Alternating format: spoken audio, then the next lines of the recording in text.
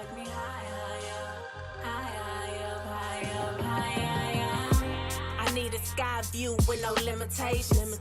Don't play with my energy, that's my declaration. I'm out here chasing these M's into the reparation. Became a mother too, ain't had no preparation. Welcome to Theater Corner, sister. Thank you for having me. It is so fantastic to have you here. Thank you. And you are the very first hip hop artist to be here in our seats. So this is very exciting. This is a kind of interview I've been really looking forward to sort of, we're gonna get a chance to dive into hip hop and kind of the technical aspects of it and how it relates to theater. For sure. First, I want to congratulate you on your new release, the new single called Balloons. Yes. Tell me about that. Yes, it's my life experiences all in a nutshell. You know what I mean? It's not everything that has happened in my life, but I kind of try to summarize it down into, a memoir of what people can listen and kind of get to know me by, But I thought it was rather touching, though. Especially being a single parent. Just really introducing yourself to your listeners. Where did the idea when you even come up with that particular song? I do everything. I can do any genre, any type of music, whatever. But with that, I really feel more close to, and I like doing because I'm giving you me. You know what I mean? A lot of artists don't do that. Right. They just want to give you poppy hits or whatever. But with me, those are my favorite type of songs because it's showing you who I really am or giving you an idea of who I really am and getting to know me through the music instead of me sitting and talking to you. You can actually hear through the music, and I'm giving you my life experiences, and I'm giving you who I am. And the music video itself, where was that shot? I shot that in Detroit, Michigan. What was behind the decision in that location? I shot it in front of Motown as well.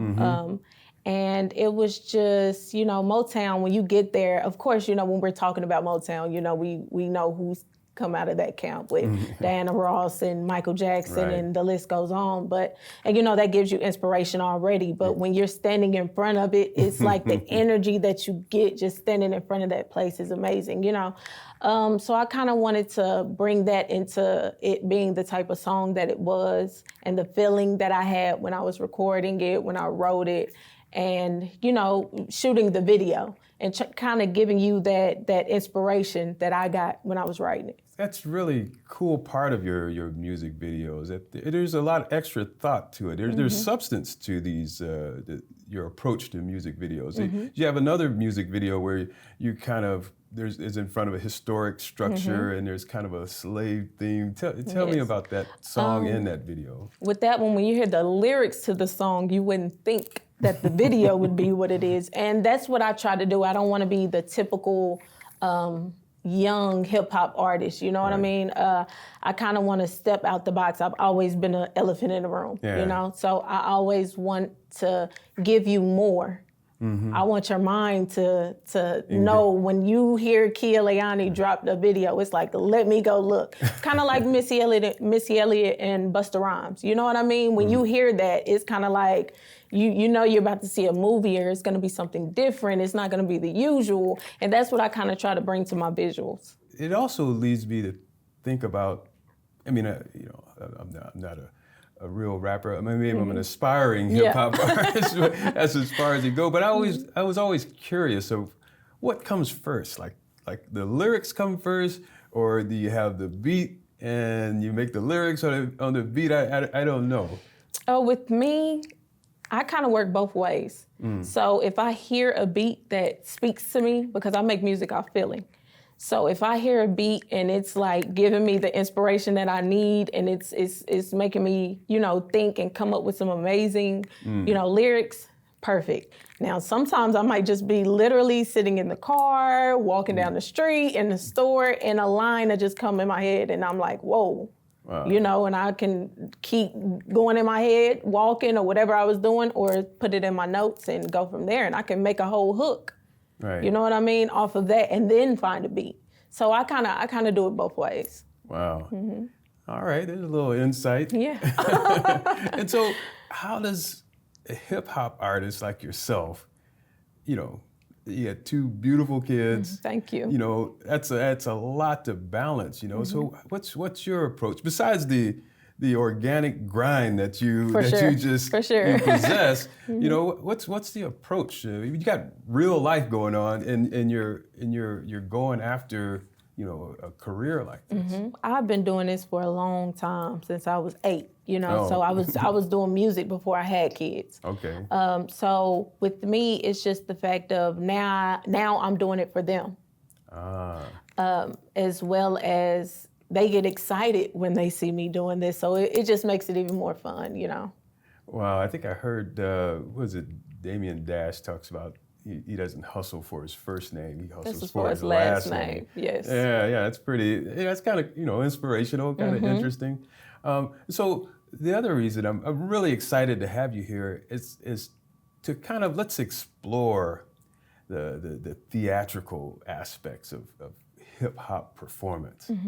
You know, we see music videos, you know, a lot of gesturing, different attitudes being displayed and wealth being displayed. How much of that is real? How much is it not real? But can you talk about the theatrics of rap performance? I think it's all combined into one. When it comes to, like we were just talking about with the visuals and how we're kind of bringing life to what we're saying. And when I think about, when you ask me that, Slick Rick's, oh yeah, you know what I mean? Yeah. That video really answers that question for you. Everything he said, he brought to life in that video, from line to line to line to line to line. It was like he was acting out everything. So I feel like, in a way, that is the, you know, combination of coming together with theater and hip hop, as well as even when you're performing on stage, you're bringing on stage, you're bringing the stage performance, you have the displays, you have, you know, it's just really making a visual, making people see your art. And it's the same thing. And even being able to see it just with the lyrics alone. I mean, how much of the storytelling goes into some of this work? I think that's huge. And people that actually take that and put it into their craft, I feel like they have longevity in the industry because of their ability to do that.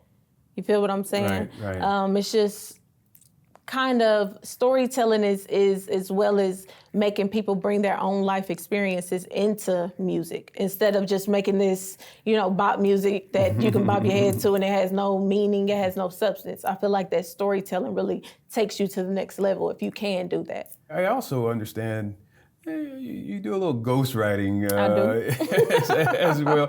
It helps people out. I do. You know, and so what's your approach to the ghostwriting? Because I'm imagining, just like when you're a featured artist on other songs, the beat is already there, there's already an existing song, and you're just kind of putting yourself into an already existing piece of work. Yes. So then maybe your approach is a bit different, or is that still the same? Well, it's still giving you me. You still want to give yourself, even on a feature, if it's ghostwriting, whatever, it's still coming from you. So I feel like when I'm doing features, if you're asking me for a feature, you like what I do. You like my sound. You like something about what I do. Exactly. So I kind of make it to where I'm still giving you a little piece of my sauce on whatever you ask me to do. You know what I mean? Right. I'm a regular follower of yours, particularly on Instagram. Yes. And anybody else out there that follows you on Instagram knows you come up with these skits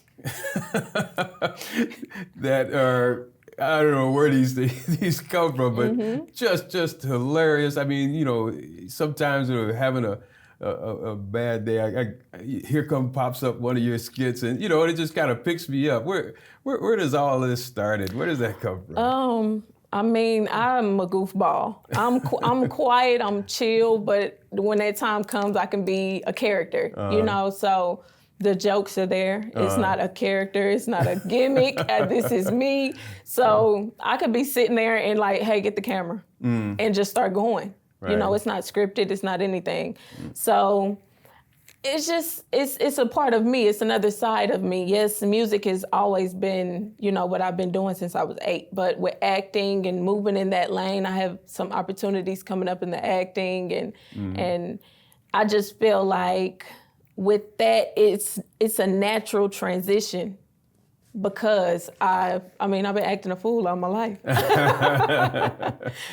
and this reminds me, we kind of had a similar conversation yesterday about this, but why do you think, with hip hop artists, it seems like such an easy transition from doing the music into like an acting career? Why do you think that is? I think the transition is easy because like I was saying earlier, with the visuals and the stage displays and the shows, it's like you're performing all across the board. You're performing when you're acting, you're performing when you're on stage, even when you're in the studio and you're putting whatever on wax, you're putting it together, you're performing as well. So I feel like it's the same all the way across the board, but it's easier to transition if you really just have to take the craft serious. You know what I mean? It's when you're doing music, you've studied, you've mastered that writing, the recording process, the visual process, the whatever comes with that part. Now, when you do acting, if you've never done it before, you have to master that too. It's just about mastering your craft. Let's say you're sitting in front of a young, aspiring hip hop artist, just wanting to get started or trying to get their things together. What pieces of advice would you give those artists? I would tell them to never give up. Believe in whatever they believe in. Don't let anybody change your mind about what you believe in. And just continue to go hard and believe in yourself. That's the most important thing. You're gonna have so many naysayers and people say that you can't do it or that goal is too far-fetched or whatever the case is. Believe in yourself and you can do whatever you put your mind to.